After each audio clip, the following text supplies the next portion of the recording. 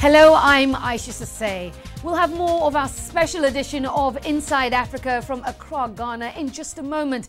But first, a quick look at developments in the crisis in Zimbabwe. The ruling ZANU-PF party and the opposition Movement for Democratic Change reportedly began talks in South Africa on forming a power-sharing government. A spokesman for South African President Thabo Mbeki told the French press agency top negotiators for both parties met at a secret venue. The spokesman said he expects them to reach a deal in about 2 weeks. Earlier in the week, Zimbabwean President Robert Mugabe and opposition leader Morgan Tsvangirai signed a memorandum of understanding to set the agenda for negotiations. It was the first time in 10 years the two men had appeared together in public. Inside Africa will continue to closely follow developments in Zimbabwe's political crisis. Now back to Nkapile Mabuse from the CNN MultiChoice African Journalist Awards. Welcome back to the special edition of Inside Africa from Accra, Ghana, site of this year's CNN MultiChoice African Journalist Awards. Now 23 finalists were selected from more than 1,900 entries around the continent this year. So what made these journalists stand out among the rest? Here's an overview. Kenyan photojournalist Boniface Mwangi got the Photographic Award for his expose of police brutality in one of his country's slums. His series of exclusive pictures captured the horror of the police raid that left 14 people dead. A mother cries for help, her child knocked unconscious by police tear gas. The infant later dies. State security personnel unleash their dogs on innocent people, entertained by their victims' humiliation. Among the terrorized, these children walking back home from school.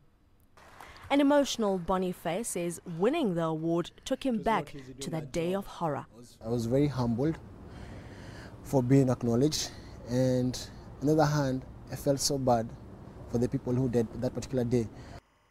But it was not only the continent's doom and gloom stories that received top honors.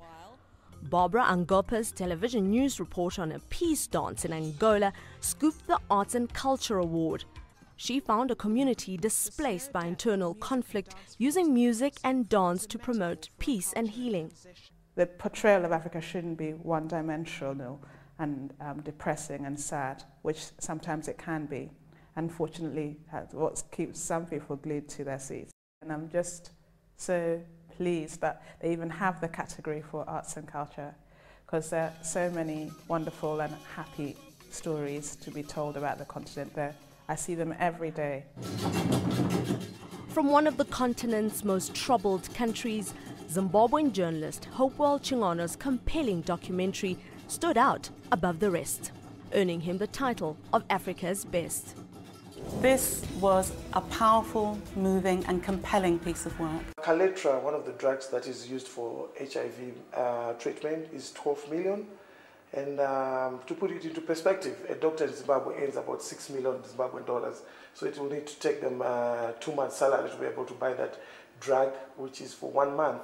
It's a story about hope and about life. It's not a story about disease and death. CNN caught up with Hopewell the morning after the big night. How does it feel to be declared Africa's best journalist?